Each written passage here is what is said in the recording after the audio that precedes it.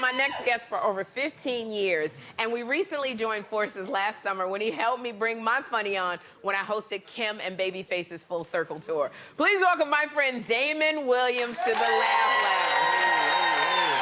Hey, what's up? Damon, it's so many funny things about you. I heard you are not a fan of driving. Not long distances, because I have what I like to call carpolepsy. What is... If I drive more than 30 minutes, I'm dozing, you know, and sleepy driving is worse than drunk driving, you know. Yeah, because drunks get home. Yeah. They might knock off a mirror or something, you know, snap out. You ever do some drunk stuff, hit a curb? All right, okay, let me, But that sleepy sneak up on you, and I fell asleep driving. So if you're ever sleepy, people, pull over, get out the car. Yes. All right?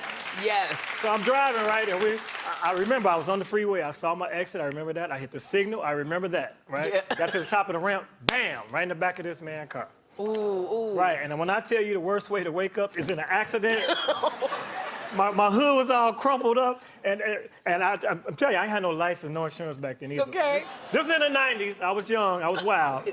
But, so I tried to leave. Yeah. But my car was like, it was trans fluid and antifreeze all on the ground. It was ridiculous. So, yeah, get out the car, snap out of it if you're sleepy. Yeah. Oh, my gosh. And so I know that when you don't like me texting you. You say you were tired of people texting. Well, you know, texting don't convey the sentiment sometimes. Yeah, you know? no. I mean, and nobody talks on phones anymore. You know, we need to talk more, even though we don't like to, you know. Because, you know, if you text somebody, that means you don't want to talk. You ever text somebody and they call you back, you're like, decline. Weirdo, right? You text back a text, you know, but I text because that's what we do, but I'm sick of spelling all day, you know? Yeah. And I'm not slow, I can spell, you know. But everybody done got stuck on a word. And as a man, you never want to send a woman an incorrect text. That's right. Because you don't want her thinking you're illiterate. Talk about, look, hey, I'm on my way over there. She like, not with that I in that there, you ain't. And if you don't get that joke, get up out of here, because that I does not belong there. Yeah. Okay. You say that women saved mankind during the pandemic lockdown. Of course. We did. If it were not for women, we would not have survived. Single dudes were in trouble. Yeah. Because ladies, you stock up. You go to the Costco's and the Walmarts. You got all that stuff. Single dudes open their cabinet and like, you know what? I'm about to die. Because, you know, because they closed the restaurants those first couple of weeks. The only problem women had during the whole lockdown was they closed the hair salons. Yeah. Right?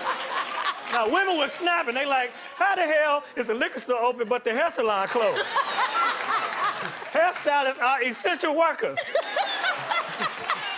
Y'all sneaking out, have a little secret Underground Railroad hair appointments. Going down to the salon, is she in there? The stylist is saying, go round back.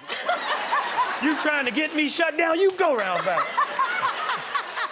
But my wife's a hairstylist, so I know they were calling the house, girl, can you help me? I'm retired. Okay.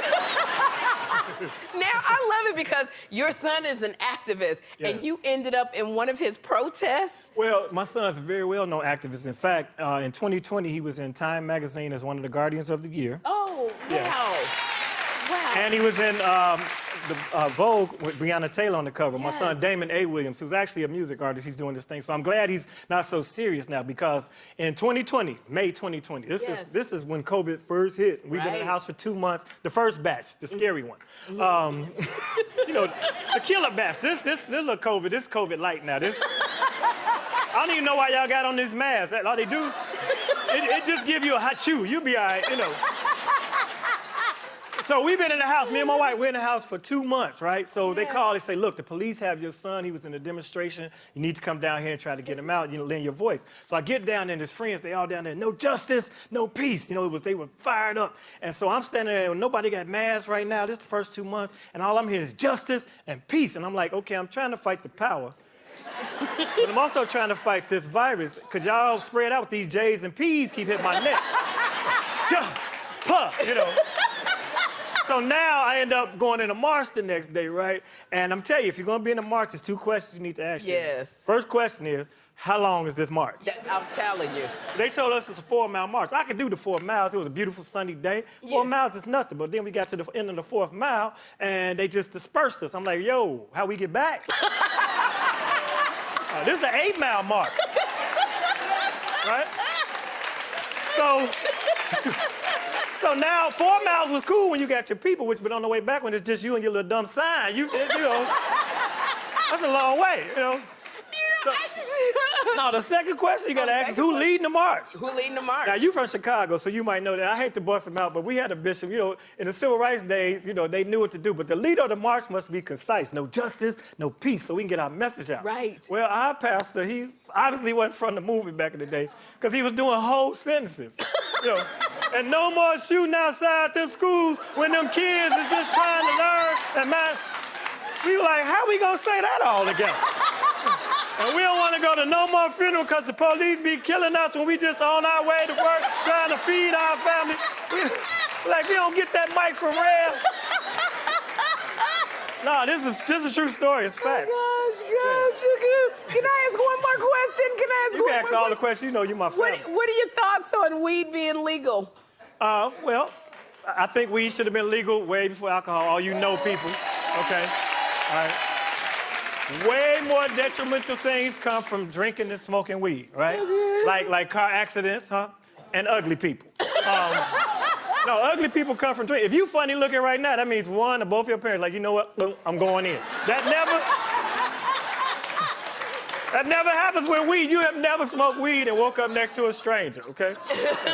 And I don't like this whole edible situation, though. That's the one thing about the legal, because everybody, they think it's more discreet. I know you think it, but the people give you the edible like they know what's in it, and they always give you the advice. They give you a gummy bear talking about, just eat the foot, you'll be good, you know? You don't know what's in the foot, right? Plus, edibles kick in when they feel like it. They have nothing to do with your plan. You think you're gonna be at the party, yeah, nope, you're on the highway on the way home, uh-oh. Why y'all driving so fast? Slow down out here. Damon! I'm sorry. Thank you so much for being here. You know I love you. I love you too. And you can catch Damon on his Still Funny tour and his comedy special Laugh Tonight with Damon Williams on Urban Flix TV.